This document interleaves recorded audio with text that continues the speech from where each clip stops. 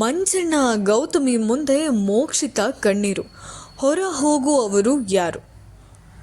Big boss Kannada season 11 ಅಂತಿಮ ದಿನಗಳತ್ತ ಸಾಗುತ್ತಿದ್ದು ಇನ್ನು ಕೇವಲ 12 ದಿನಗಳು ಪ್ರಸಾರಗೊಳ್ಳಲಿದೆ. ಈಗಾಗಲೇ ಗ್ರ್ಯಾಂಡ್ ಫಿನಾಲೆ ದಿನಾಂಕ ಕೂಡ ನಿಗದಿಯಾಗಿದ್ದು ಜನವರಿ 26 ಭಾನುವಾರ ಗಣರಾಜ್ಯೋತ್ಸವದ ದಿನ ನಡೆಯಲಿದೆ.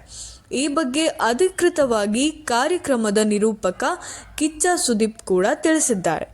ಬಿಗ್ ಬಾಸ್ ಮನೆಯೊಳಗೆ ಈ ಸೀಸನ್ನಲ್ಲಿ ಕಾಲಿಟ್ಟ 20 ಜನರ ಪೈಕಿ ಇದೀಗ ಕೇವಲ 8 ಜನ ಉಳಿದುಕೊಂಡಿದ್ದು ವಿನ್ನರ್ ಯಾರಾಗಬಹುದು ಎಂದು ಊಹಿಸುವುದು ಕೂಡ ಕಷ್ಟವಾಗಿದೆ. ಕಾರ್ಯಕ್ರಮದ ಆರಂಭದಲ್ಲಿ ಎಂತಹವರೇ ಗೆಲ್ಲಬಹುದು ಎನ್ನುವ ಲೆಕ್ಕಾಚಾರದಲ್ಲಿದ್ದವರಿಗೆ ಹನುಮಂತ ಶಾಕ್ ಕೊಟ್ಟಿದ್ದು ಇದೀಗ ಯಾರು ಗೆಲ್ಲಬಹುದು ಎನ್ನುವ ಲೆಕ್ಕಾಚಾರ ಜೋರಾಗಿದೆ. ಬಿಗ್ ಬಾಸ್ ಮನೆಯೊಳಗೆ ಈ ಸೀಸನ್ನಲ್ಲಿ ಕಾಲಿಟ್ಟ 20 ಜನರ ಪೈಕಿ ಇದೀಗ 8 ಜನರಷ್ಟೇ ಉಳಿದುಕೊಂಡಿದ್ದಾರೆ. ಸದ್ಯ ಗ್ರ್ಯಾಂಡ್ ಫಿನಾಲೆಗೆ ಎಂಟ್ರಿ ಕೊಡಲು ಸ್ಪರ್ಧಿಗಳು ಹೋರಾಡುತ್ತಿದ್ದು ಬಿಗ್ ಬಾಸ್ ಮನೆಯೊಳಗೆ ಟಾಸ್ಕ್ ಕಾವು ಹೆಚ್ಚಾಗಿದೆ. ಇದರ ಜೊತೆಗೆ ನಾಮಿನೇಷನ್ ಕಾವು ಕೂಡ ಹೆಚ್ಚಾಗಿದೆ. ಈ ವಾರ ಬಿಗ್ ಬಾಸ್ ಕನ್ನಡ ಸೀಸನ್ 11ರಲ್ಲಿ ಮೊದಲ ಬಾರಿ ಒಂದೇ ವಾರದಲ್ಲಿ 2 ಎಲಿಮಿನೇಷನ್ಗಳು ನಡೆಯಲಿದೆ.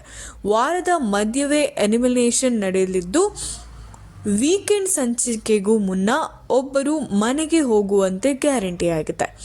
ಈ ವಾರದ ಕ್ಯಾಪ್ಟನ್ ಹನುಮಂತನನ್ನು ಬಿಟ್ಟು ಉಳಿದ ಎಲ್ಲ ಸ್ಪರ್ಧಿಗಳು ಅಂದರೆ ಗೌತಮಿ, ಉಗ್ರಂ ಮಂಜು, ತ್ರಿವಿಕ್ರಮ್, ಮೋಕ್ಷಿತಾ, ಭವ್ಯ ಗೌಡ, ಧನ್ರಾಜ್ ಹಾಗೂ ರಂಜಿತ್ ನಾಮಿನೇಟ್ ಆಗಿದ್ದಾರೆ.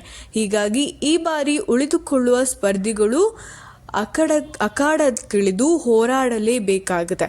ಇದೀಗ ಧನ್ರಾಜ್ ವಾರದ ಮಧ್ಯದ ಎಲಿಮಿನೇಷನ್ನಿಂದ ಪಾರಾಗಿದ್ದಾರೆ. ಉಳಿದ ಸ್ಪರ್ಧಿಗಳಲ್ಲಿ ಒಬ್ಬರು ಇಂದಿನ ಅಥವಾ ನಾಳೆಯ ಸಂಚಿಕೆಯಲ್ಲಿ ಮನೆಗೆ ಹೋಗುವುದು ಖಚಿತವಾಗಿದೆ. ಕೊನೆಯ ವಾರ ಬರುತ್ತಿದ್ದಂತೆ ಬಿಗ್ ಬಾಸ್ ಮನೆಯೊಳಗೆ ಹೊಸ ಬೆಳವಣಿಗೆಗಳು ನಡೆಯುತ್ತಿದೆ. ಒಂದೆಡೆ ಹಳೆ ದೋಸ್ತಿಗಳು ಮತ್ತೆ ಒಂದಾಗ್ತಿದ್ದಾರೆ, ಮತ್ತೊಂದೆಡೆ ಇಷ್ಟು ದಿನ ಸ್ನೇಹಿತರಾಗಿ ಜೊತೆಗಿದ್ದವರು ಇದೀಗ ಟಾಸ್ಕ್ ವಿಚಾರಕ್ಕೆ ಮಾತಿನ ಚಟಾಪಟಿಯಿಂದ ದೂರವಾಗುತ್ತಿದ್ದಾರೆ. ಹೌದು, ಅಂತಿಮ ದಿನಗಳ ಬರುತ್ತಿದ್ದಂತೆ ಬಿಗ್ ಬಾಸ್ ಮನೆಯ ಆರಂಭದ ಕೆಲವು ವಾರಗಳಂತೆ ಮೋಕ್ಷಿತಾ, ಗೌತಮಿ ಹಾಗೂ ಉಜ್ರಂ ಮಂಜು ಸ್ನೇಹಿತರಾಗಿದ್ದಾರೆ. ಇದೀಗ ಮೋಕ್ಷಿತಾ ಇವರಿಗೂ ದೂರವಿದ್ದು ಗೌತಮಿ ಹಾಗೂ ಉಗ್ರಂ ಮಂಜು ಮುಂದೆ ಕಣ್ಣೀರು ಹಾಕಿದ ಘಟನೆ ಕೂಡ ನಡೆದಿದೆ. ಸದ್ಯ ಎಲಿಮಿನೇಷನ್ ಹೊಸ್ತಿನಲ್ಲಿರುವ ಎಲ್ಲರೂ ಮನೆಗೆ ಹೋಗಲು ಬ್ಯಾಗ್ ಪ್ಯಾಕ್ ಮಾಡಿದ್ದಾರೆ.